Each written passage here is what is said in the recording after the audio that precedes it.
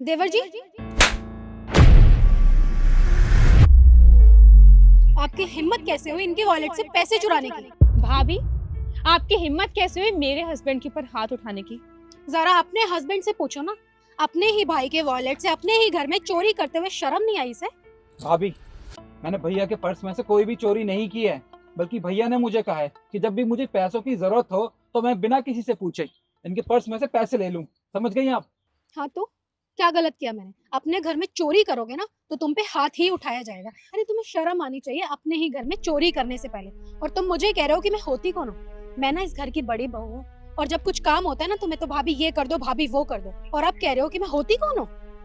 आप समझ में आया मुझे कि आप इतना क्यों भड़क रही हैं। वो क्या है ना कि आपके पति कभी आपको बाहर घुमाने लेके जाते नहीं हैं, लेकिन आज मेरे हस्बैंड मुझे घुमाने के लिए लेके जा रहे हैं तो आपको जलन हो रही है मुझसे। आप जेलस है इसलिए सब कुछ बोल रही है ना? एक सेकंड, मुझे ना कोई जेलसी नहीं होती, तुम जहाँ मर्जी घूमने जाओ।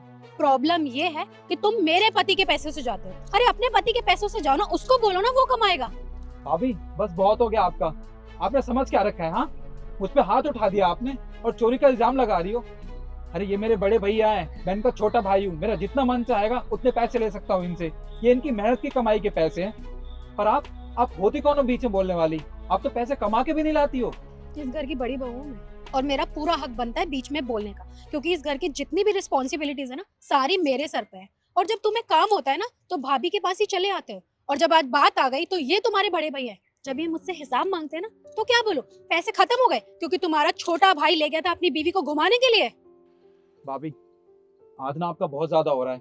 समझ गई आप मुझ पे हाथ उठा रही हो और मेरी बीवी से बदतमीजी से बात कर रही हो। भैया, आप खड़े खड़े देख क्या रहे हो? आपकी बीवी आपके छोटे भाई पे हाथ उठा रही है और आप चुपचाप खड़े हो यहाँ पे, बोलते क्यों नहीं हो कुछ भी?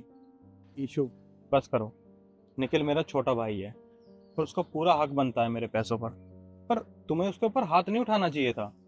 अरे वो तुम्हारा छोटा भाई है, मुझे समझ में आता है, लेकिन उसने चोरी की है तो गलती की ना सजा होती है, और मुझे नहीं लगता कि मैंने इस पे हाथ उठा के कोई गलती की है। और एक बात बताओ, हमने आज तक इसको नहीं कहा कि बाहर जाके कमा, लेकिन कम से कम इतना तो समझे कि महंगाई इतनी बढ़ गई है, थोड़ी सी रिस्पॉन्सिबिलिटी तो समझे। लेकिन नहीं, रिस्पॉन्सिबिलिटी समझी नहीं है, लेकिन जुबान बहुत चलानी है। बस कीजिए भाभी, आपको और कुछ बोलने की जरूरत नहीं है। आपने ऑलरेडी बता दिया है कि वो कमाते नहीं है। और वैसे भी आप कितनी बार बोलेंगी ये बात? हाँ, आपको पता होना चाहिए कि यहाँ पे बड़े भैया कमा रहे हैं उनके, इसलिए वो कमाते नहीं है।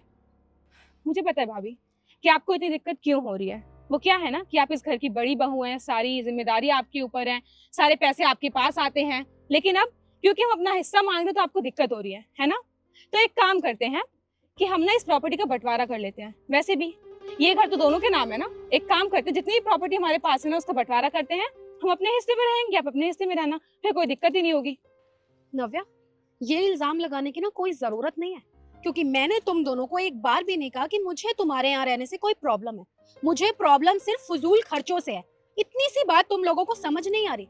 अरे इतने सालों से इस घर को संभाल रही हूँ, लेकिन मैंने एक बार भी नहीं बोला कि मुझे घर का बंटवारा करना है, और तुम 2 दिन की आई हुई घर के बंटवारे के पीछे पड़ गई हो।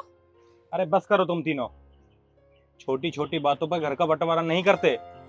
निखिल, जहाँ तुम जा रहे थे जाओ। नहीं भैया, अब मेरा मूड ऑफ हो चुका है, मुझे कहीं नहीं जाना। निखिल, मैंने बोला ना, जहाँ तुम दोनों जा रहे थे तुम दोनों जाओ। तू अपने बड़े भाई की बात नहीं मानेगा? ठीक है, आप कह रहे हो इस वजह से जा रहा हूँ। जाओ।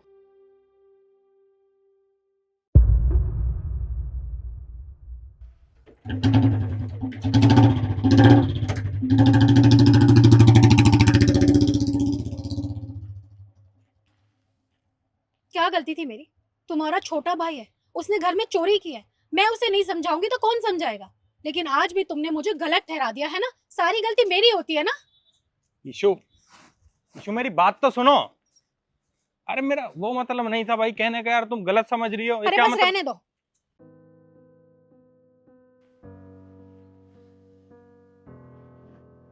क्या किया आपने बार? ये सबके सामने मुझे डांट दिया, और आप भी जानते हैं कि इसमें मेरी कोई गलती नहीं थी।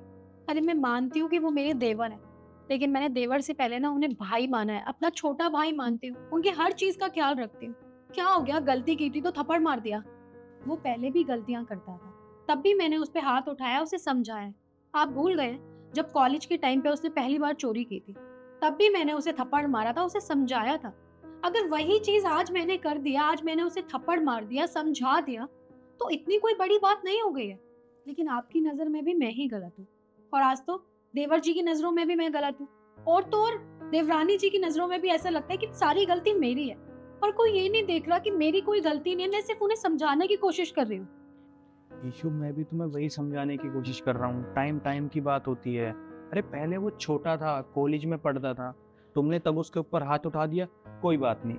अरे तुम उसकी भाभी हो, तुम्हारा पूरा हक बनता है। पर तुम खुद देखो ना, अब उसकी शादी हो चुकी है, तुम उसकी बीवी के सामने उसके ऊपर हाथ उठा रही हो। ईशु, अच्छा तुम मुझे एक बात बताओ, कल को तुमसे कोई गलती हो जाए और तुम्हारे पापा तुम्हें डांटे या तुम्हारे ऊपर हाथ उठाएं, तो उनका कोई हक नहीं बनता तुम्हारे ऊपर हाथ उठाने का। तुम मेरी बीवी हो, अगर तुमसे कोई गलती हुई है तो तुम्हें समझा सकते हैं, तुमसे अकेले में बात कर सकते हैं, पर वो तुम्हारे ऊपर हाथ नहीं उठा सकते। वही चीज़ निखिल के साथ भी है, उसकी शादी हो चुकी है। तुम खुद सोचो, तुमने निखिल के लिए क्या नहीं किया। जब वो कॉलेज जाता था, उसके कपड़े तुम धोती थी, उसे खाना देती थी, हर चीज़ उसके लिए करती थी। पर अब समय बदल चुका है, हमें भी अपने दायरे मेंटेन करने पड़ेंगे। अगर तुम ऐसे ही बेवजह उसके ऊपर हाथ उठा दोगी तो हम दोनों भाइयों में लड़ाई होगी और कुछ नहीं होगा। और तुमने जो सब किया है ना, उस सब पर पानी फिर जाएगा। इसीलिए मैं तुम्हें समझा रहा हूँ कि अब समय बदल चुका है। तुम उसकी बीवी के सामने उसके ऊपर हाथ उठाओगी तो उसे भी बुरा लगेगा, उसकी बीवी को भी बुरा लगेगा। पर तुम मुझे एक बात बताओ, क्या तुम चाहती हो कि हम दोनों भाई अलग अलग हो जाएं? तुम चाहती हो ना कि हम दोनों भाई एक साथ रहें? तो ये गलत बात है, ऐसे हाथ नहीं उठाना चाहिए तुम्हें। तुम बिल्कुल ठीक कह रहे हो, सारी गलती मेरी ही है। अरे तब वो छोटा था और उसकी शादी भी नहीं हुई थी, पर अब समय बदल चुका है, उसकी शादी हो गई है, उसकी वाइफ आ गई है। उसकी वाइफ के आगे मैंने उस पर हाथ उठा दिया तो बुरा तो लगेगा ही ना। कल को कोई मेरे सामने आप पे हाथ उठा दे तो मुझे भी बुरा लगेगा, ऐसे ही उन्हें भी लगा होगा। अरे उसकी कोई गलती थी तो मुझे उसे बिठा के समझाना चाहिए था, पर नहीं, मैंने तो छोड़ते ही उस पर हाथ उठा दिया।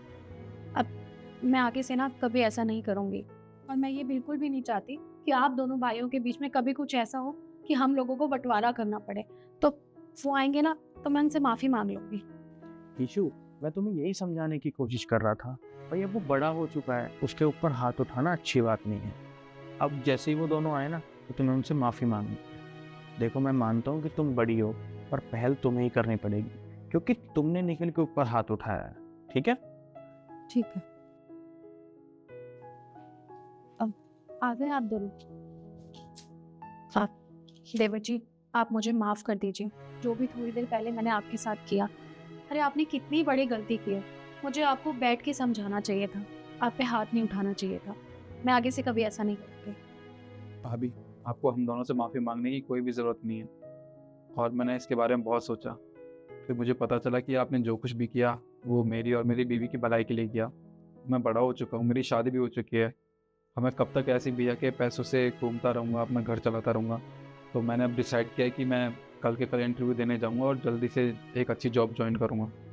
हाँ भाभी, और वैसे भी हम ये कैसे बोल सकते हैं कि आप इस घर की बड़ी हैं और आप जो भी हमें कहेंगी वो हमारी भलाई के लिए कहेंगी। हमने आपसे जो बदतमीजी की उसके लिए हम माफ़ी मांगना चाहते हैं आपसे।